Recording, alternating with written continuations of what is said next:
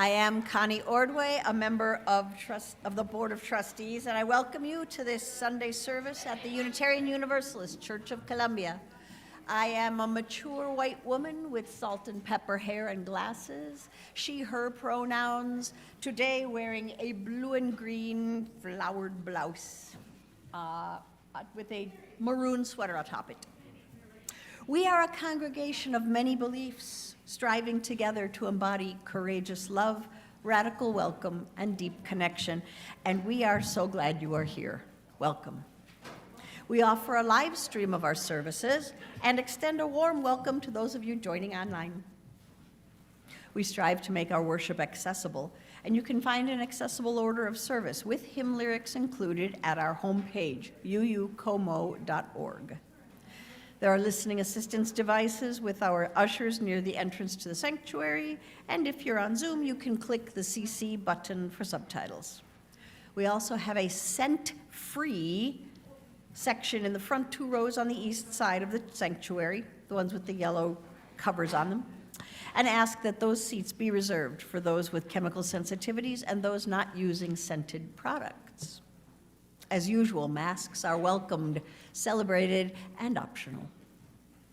We'd like to particularly welcome any visitors among us this morning and invite you to find our Visitor Connect book in the greeting area or in the chat, or use the QR code in your order of service. We'd love to stay in touch with you.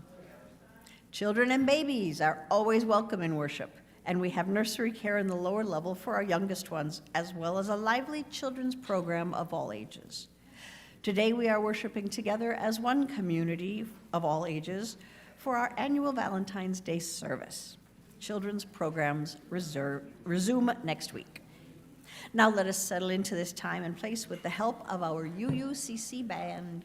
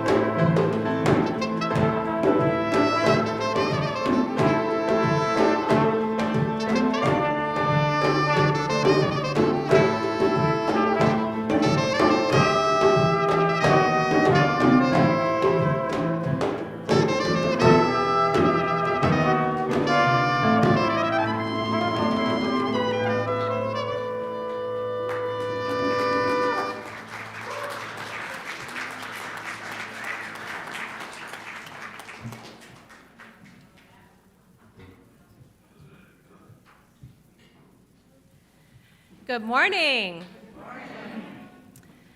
I am the Reverend Molly Housh Gordon, the minister of this congregation. I am a white woman in the last year of her 30s with red hair that's very long on one side, very short on the other. Today wearing a black suit with a black and red heart blouse underneath. And I'm very glad to welcome you to, in case you didn't guess, our Valentine's Day service here at UUCC. This morning, many of you in the sanctuary are sharing little mini church communities at your tables with your own chalice and stones and water at each table. We also welcome you to be comfortable in the chairs if that's where you are more comfortable. And on the tables, of course, you've already noticed there's lots of Valentine making supplies. There will be a time later in the service when we will specifically use those supplies together, but if you are already making Valentines or like to keep your hands busy during the speaking portions of the service, feel free to make art, make doodles on the butcher paper. Just make sure there are plenty of supplies left for everyone and that we're quiet enough during the quiet parts of the service that everyone can hear. So now let us share our opening words from Allie Casey Bell. In this time and in this place, may we find the courage to revel in the experience of mystery, even when we find that mystery in one another. May we approach the unknown with excitement, even if we can only muster a tiny bit. And may we celebrate the curiosity that leads to searching, to questioning, and then to deeper connection with one another. May we meet ourselves along the way and love us unapologetically. Come, let us gather together. And now we have reached the portion of the service where we light our chalices, and each table has its own chalice. So I'd like to invite you to allow one of the people at your table to switch on the electric light if you haven't already, with the black switch on the bottom of the candle. And as we light our chalices, the symbol of our faith in the cup of community and the bright flame of the human spirit, will you please join me in the words of affirmation printed in your order of service? Love is the spirit of this church, and service is its law. This is our great covenant, to dwell together in peace, to seek the truth in love, and to help one another. And now Jamila will lead us in our centering moments. Hello, I'm Jamila Batchelder, the Director of Religious Education here. I am a middle-aged white woman with lots of dark blonde hair and glasses, wearing a multicolored patterned dress that is hard to describe, but I'll say maroon, black, cream, and mustard floral tones. So as we think about curiosity as we enter a celebration of love, I think about how curiosity comes into our relationships of love. And I remember a story that I often share that my sister told me, where she said, when I drive with anyone else, I'm happy just to be along for the ride. But when I drive with my husband, I'm like, why are you doing it like that?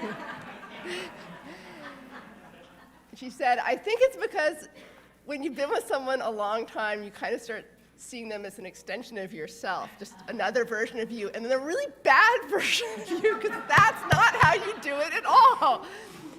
And so sometimes we forget to be curious with people who we're in long, loving relationships with. But on the flip side of that is how our long, loving relationships are this amazing opportunity for curiosity.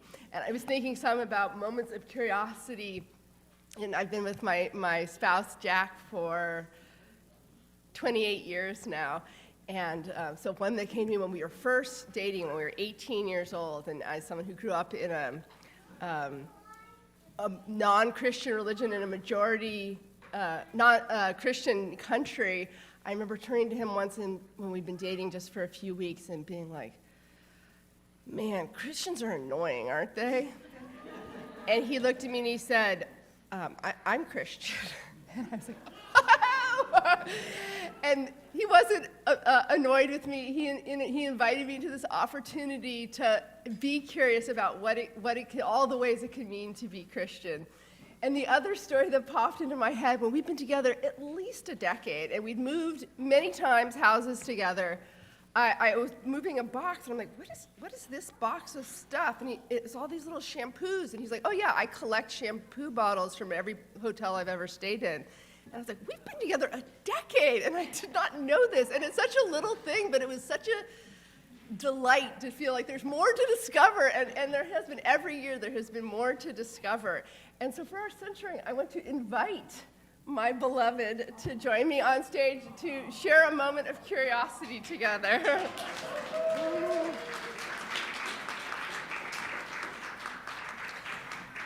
So we both thought of a few questions to ask each other that we do not know the answers to, that we're going to answer together.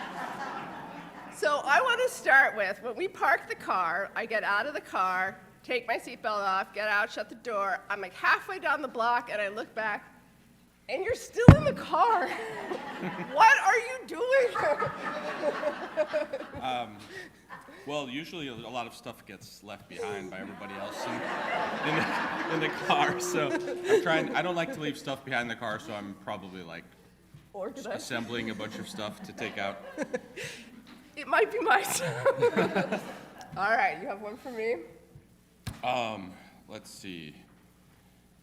Oh yeah, when we, in terms of the car, when we drive away, if we realize we forgot something, you just refuse to ever turn back. So why is that? All right, so I think it's twofold. So one is that I myself have ADHD, and my energy is kind of in fits and starts, and so once I'm going, I am going, and there's no stopping. And then secondly, I grew up in a large family who most of us have ADHD, and it's like if we did turn back every time someone forgot something, we really would have never gotten anywhere. All right, my next question for you is, why do you like so much music I don't? But to be more specific, what's up with the 70s male pop vocalists, like say Rod Stewart? Why do you love that? I think some things are just inexplicable. No, but Rod Stewart particularly, he was somebody that the music that I was like, when I was 4 years old, I would sing with my mom, so it's associated with nice memories. I should stop saying mean things about Rod Stewart. All right, you got one for me? Oh yeah, why do you, in terms of music, why do you hate the Grateful Dead? All right. Sorry, that came off kind of accusatory. So I think I'm curious. I'm not. I think it's twofold. So one, I grew up in the San Francisco Bay Area. I think I disliked them before I ever even heard them, because so many of the adults I grew up with loved them. My preschool teacher was a massive Deadhead, and having grown up in kind of, we'll say, cult adjacent, there was something about the fervor with which people loved them that was off-putting to me. But then when I actually really disliked the music. And I think I'm someone who likes to kind of create order. And, people who were here at the dance last night saw how long I spent untangling balloon strings. And I think I really enjoy seeing the clear, easy patterns in pop music, and the rambling, all over the place noodling of the Grateful Dead. Just, it doesn't fall into that nice, neat boxes for me. So that's my answer. All right, so on that, I like music, but you love music in a different way than I do. And I want to know, what is the experience like for you of listening to music? What are you feeling and getting out of it? You were making, yeah. I mean, I like a lot of different kinds of music. So yeah, it's sort of eclectic what I like, but I think I like that music can both tell a story. It has that sort of narrative structure, and also that it can really touch deep emotions, maybe more so than any art form, at least for me. And also, it's a great way to learn, like if you were talking about music of other countries, peoples, it's a great way to learn about their culture, a fun way to learn about their culture and language, I would say. How do you feel it in like your body when you listen to music? Wow. I didn't give you this one in advance. Or in your Depends on the music, but it's sort of, yeah, I feel like there's some kind of deep emotional connection with certain kind of chords and rhythms. But yeah, all kinds of different kinds of bodily feelings and movements with that. All right, you got one last one for me? Well, I'm more of this I'm relatively calm person, so I think you're a little more anxious than me, so I'm wondering what is that like, and what is it like to be with someone different than that? Okay, so I definitely am a very anxious person, and which not everyone knows about me. They're like, "Oh, you're so laid back," and I'm like, "No, I'm not." But I grew up with one parent who has a severe disabling anxiety disorder, and growing up, I never felt like there was space for me to have anxiety. And then my other parent was really contemptuous of anxiety, and so for me, anxiety was a very private thing. And when I'm feeling really intensely anxious, there's a lot of feeling of like intense fear, which I know how to process fear, but beyond the fear, there's this sense of isolation, that I'm completely alone with it, and that the first time I ever didn't feel that way was when I met you, and that is what. When I'm feeling anxious, you being present with me in that and making me feel like it's safe to feel that fear and move through it has been life-saving. So thank you. That was a good answer. So, to center all together, I want us to just take a moment and center on our deep appreciation for the invitation of curiosity that all our long, loving relationships, be they with our partners, our children, our parents, our siblings, our friends, give to us. And that sense of opening up to someone else, to questioning, to even the things that confuse us about another person or even annoy us about another person are another invitation to explore and to learn, and that the heart of us as spiritual people is the things that bring us beyond ourselves, and that these relationships of loving curiosity bring us into deeper communion with each other, with the world. And what an amazing journey we get to take with these fascinating people in our lives. And so with that, I would like us to begin our centering hymn together.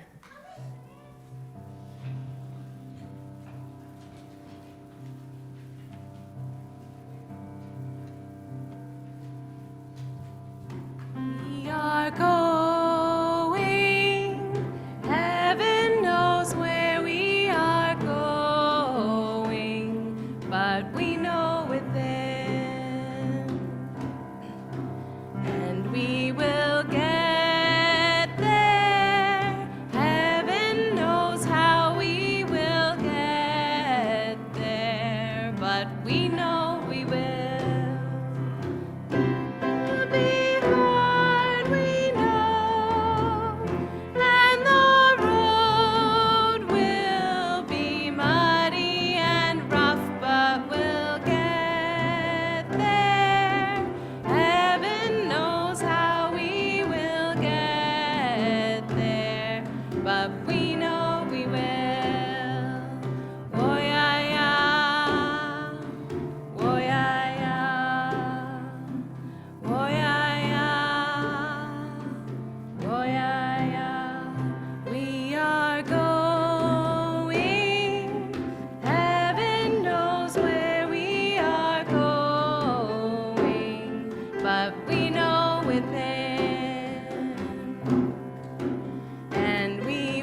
get there. Heaven knows how we will get there, but we know we will. Be hard, we know, and the road will be muddy and rough, but we'll get there. Heaven knows how we will get there, but we know we will. Oh yeah, yeah. Oh yeah, yeah. Oh yeah, yeah. Oh yeah, yeah.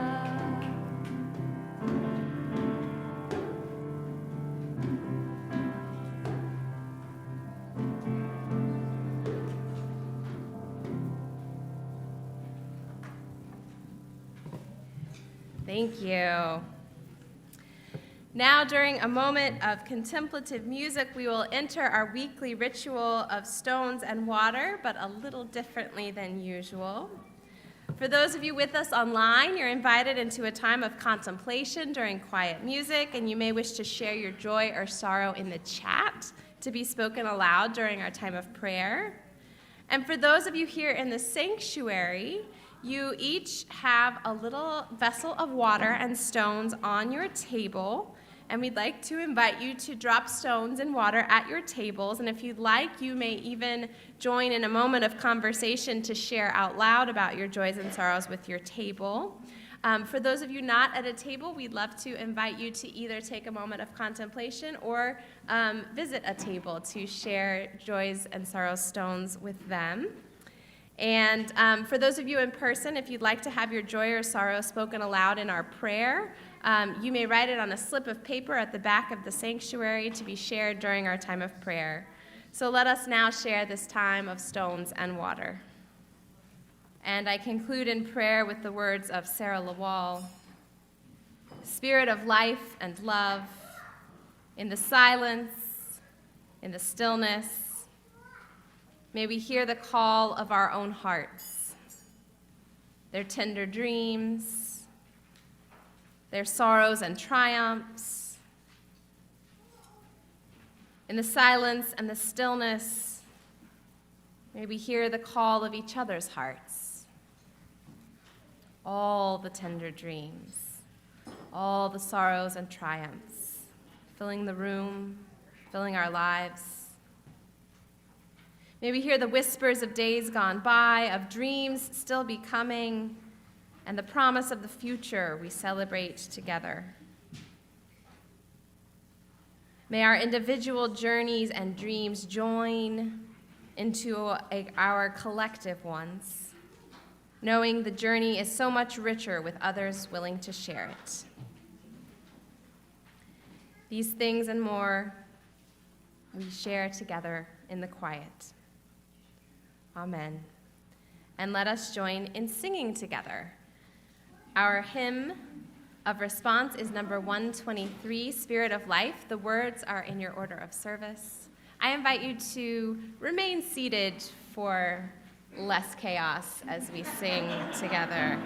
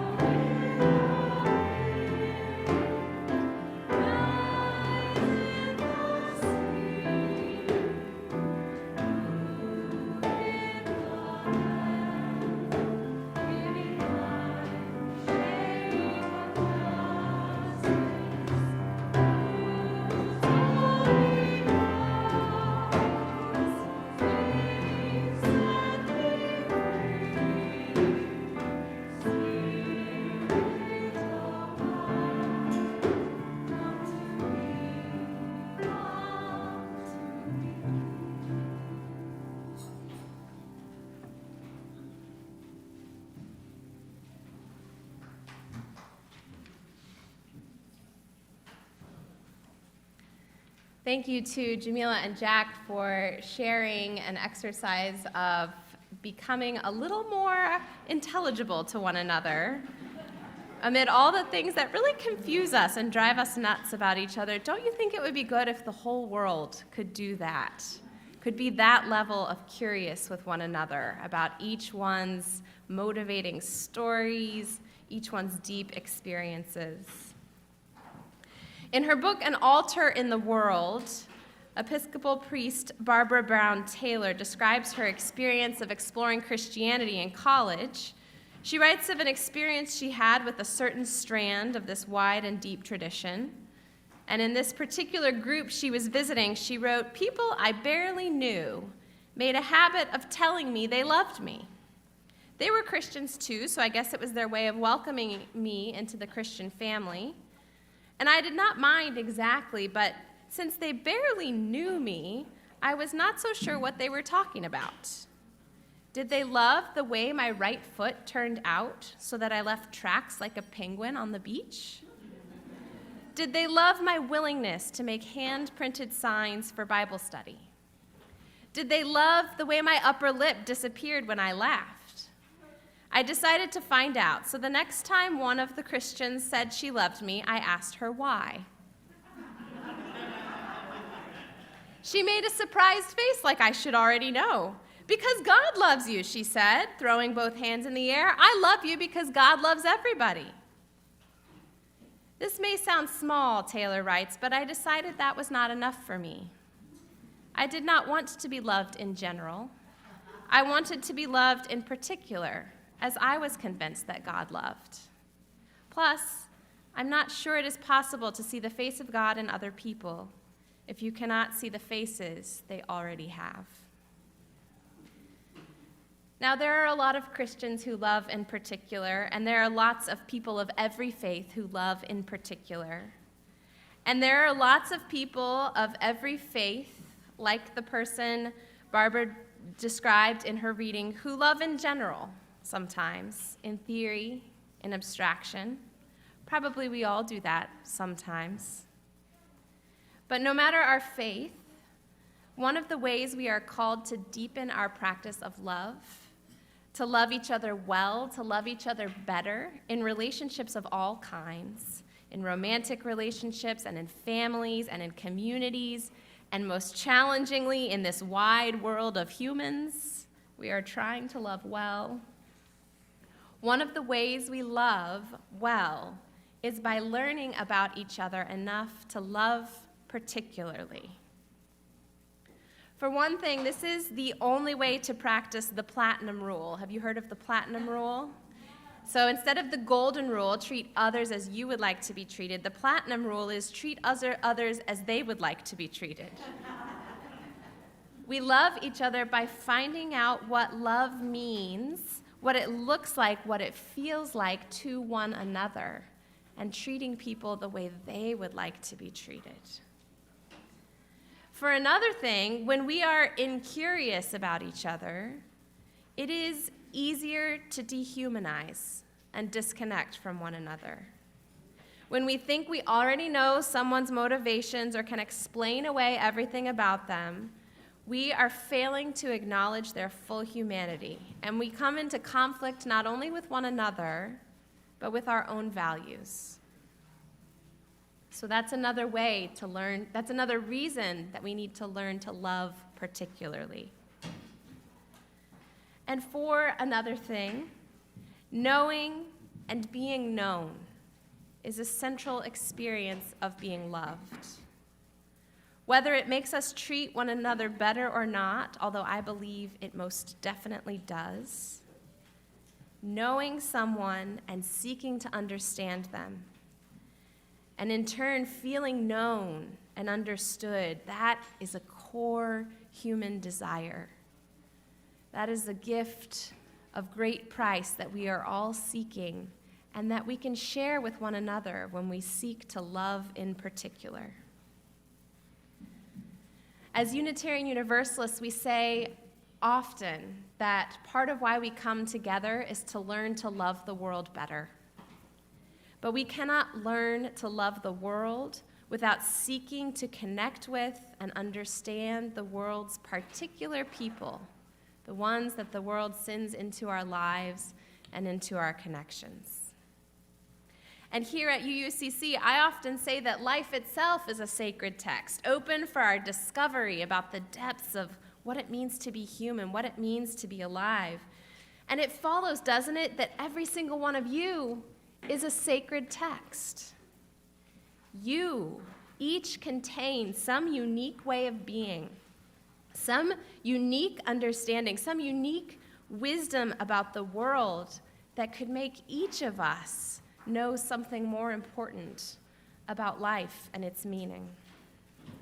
Don't you wonder what incredible discovery awaits in your neighbor's head, in their heart, in their story? Cast your attention now around the room to your neighbors. Each one of you has eyes that are sparkling with thoughts. Each one of you has these heads and hearts full of wondering and noticing and knowing and totally unique ways of thinking. Cast your attention to your neighbors and wonder, what's in there? What's it like in there? What's going on in there? I remember when my babies were born, I spent hours looking at their eyes, just totally mystified that there is a person in there. A person I made with my body, but who I have no idea what is going on inside their heads and what they will become. I wanted to peek inside their soft little skulls and understand them. How can I have made them and not understand them? Unfathomable. Amazing. And I remember when I was falling in love with my spouse, I sensed that he had this vast interiority, this rich inner life that he could sometimes articulate a glimpse of, and I always wanted to know more, to see more.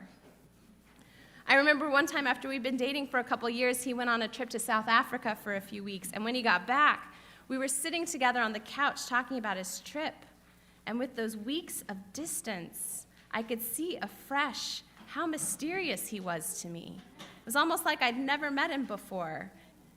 Who is this person who's so fascinating to me? And there's such potential in that feeling. And I remember when I was deepening into one of the most profound friendships of my life, and I was just so curious about how my beloved friends saw the world and what made them the way they were. I wanted to get inside their head and let them into mine too and marvel at the mystery of them. And I wanted them to see the mystery of me too, even the parts that are still mysterious to me about myself. And sometimes I look at my parents, who had these entire vast lives before I even existed, and whose lives during my growing up and now too are so much vaster than I ever, even as a young person, managed to imagine. And I wonder so much about who they've been and what made them how they are and what drives them. And none of these wonderings about my close, intimate ones even account for the vast and inscrutable differences between us born of culture and identity and truly diverse human experience of so many kinds. And when I think about that, starting with the intimate and moving out to the world, I am just gobsmacked. We are so mysterious to each other and also familiar, sharing our humanity. We are so unique and so united. Isn't it amazing? Isn't it awesome? Isn't it wonderful? And doesn't everyone deserve to experience that wonder? Doesn't everyone deserve to be loved well by being wondered about in all their particularity? By being understood, known, even when it's impossible to do that fully, even when we will always be more complex than anyone can understand. As we share our Valentine service, I hope we will remember that we love the world well by encountering one another with wonder, with curiosity, and with awe at the vast interiority and mystery each one carries inside.